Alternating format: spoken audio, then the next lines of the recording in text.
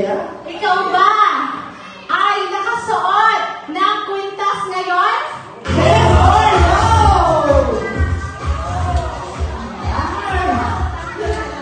Takbo na lang.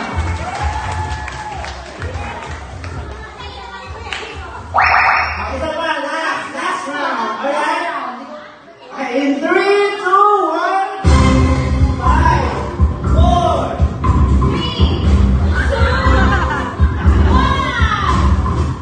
Alright, last category. Ikaw ba ay babae?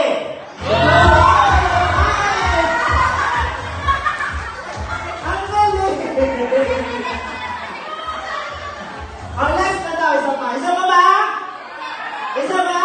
Ah, isa pa. Ang hirap mag-isip, ang hirap. Okay, in 3, 2, 1, 5, 4, 3, 2, 1. Last category. Ikaw ba ay may dalang cellphone ngayon?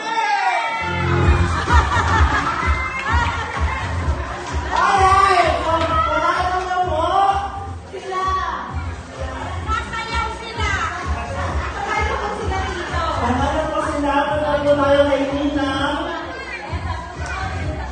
Kay Ninang Behan for your prizes. Okay, pakilala muna.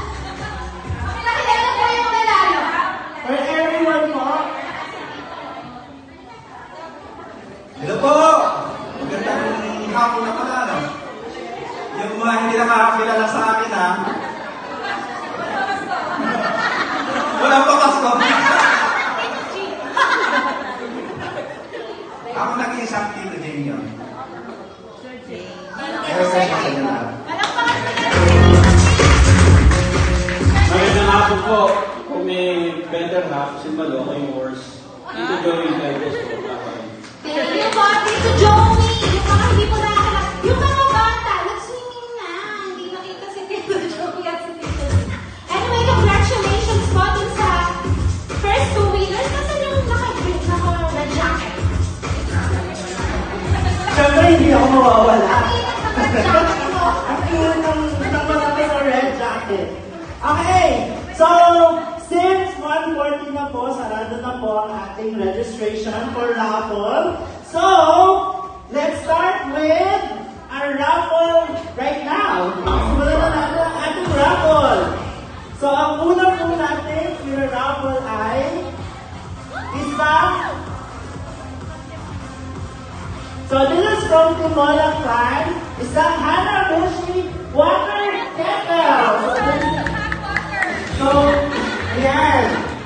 So, kahit ang init-init sa Philippines, ito na rin ang ating sinasamdala.